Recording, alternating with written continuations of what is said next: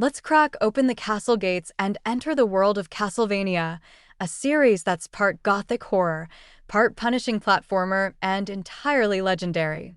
Whether you came in through the old-school NES gauntlets or the lush, exploration-heavy Metroidvania entries, Castlevania is the ultimate vampire hunting legacy. Here's a countdown of the 10 greatest Castlevania games ever. 10.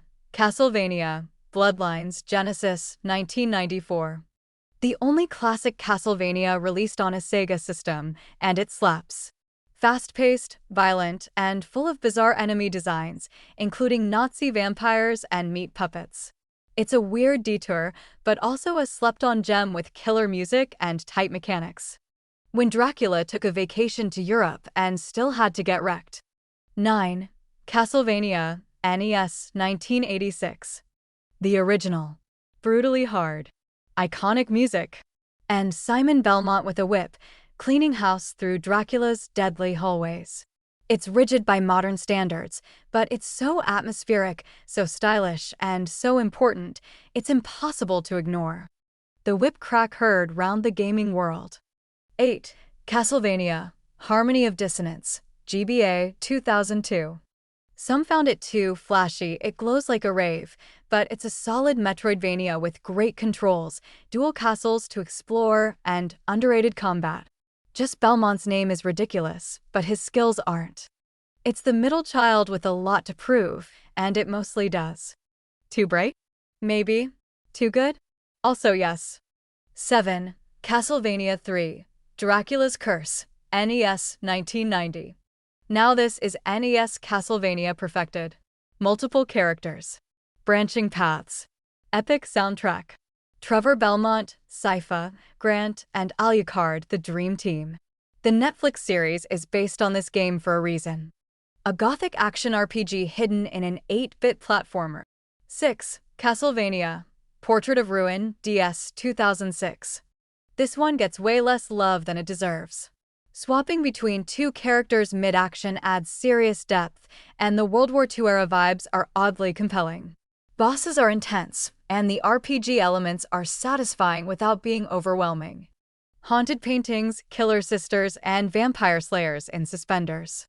5. Castlevania Rondo of Blood, PC Engine, 1993/PSP, 2007. The best classic-style Castlevania ever.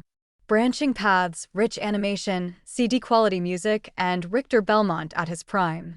The anime cutscenes are peak 90s cheese, and it's all glorious. A must-play precursor to Symphony of the Night. Richter came in swinging and never stopped. 4. Castlevania Aria of Sorrow, GBA, 2003. This one flipped the script. You're not a Belmont, you're Soma Cruz, a teen with mysterious powers, who just might be the next Dracula. The soul system is incredibly addictive, the combat is deep, and the story is shockingly compelling. Modern Castlevania with a cool coat and an even cooler twist.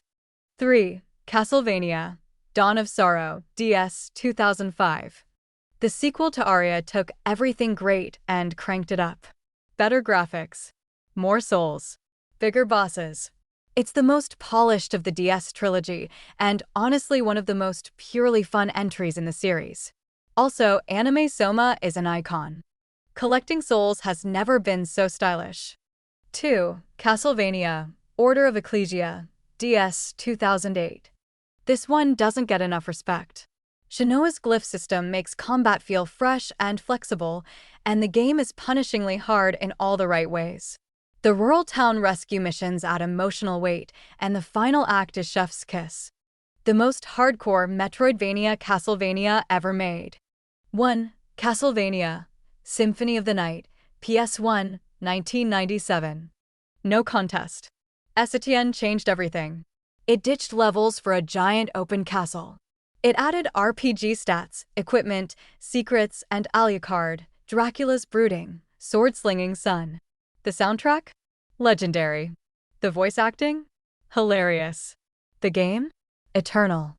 What is a man? A miserable little pile of secrets. The moment Castlevania became art.